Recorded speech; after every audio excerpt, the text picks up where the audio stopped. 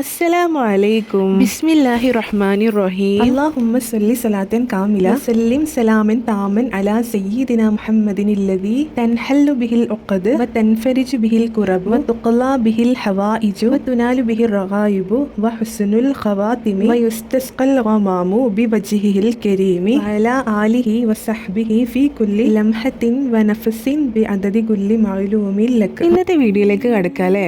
അസ്മാഉൽ ഹുസ്നയിലെ ഓരോ ദിക്റിനും പ്രത്യേക നേട്ടങ്ങളുണ്ട്. ഇന്നത്തെ വീഡിയോയിൽ പറയാൻ പോകുന്നത് അസ്മാഉൽ ഹുസ്നയിലെ ഒരു ദിക്റിനെ കുറിച്ചിട്ടും അതിന്റെ നേട്ടങ്ങളെ കുറിച്ചിട്ടുമാണ്. ഈ ദിക്റിന്റെ പ്രധാന നേട്ടങ്ങളെ കുറിച്ചിട്ട് പറയാം. ഒന്നാമത്തെ നേട്ടമാണ് ഈ ദിക്ർ പതിവാക്കുന്നവർക്ക് എന്തെങ്കിലും തകർച്ചയിലാണെങ്കിൽ ആ തകർച്ചകളെല്ലാം മാറി ജീവിതത്തിൽ നല്ല ഉയർച്ച ഉണ്ടാകുന്നതാണ്. രണ്ടാമത്തെ ഒരു നേട്ടമാണ് നമുക്ക് ജീവിതത്തിൽ നല്ല വിജയം ലഭിക്കുന്നതാണ്.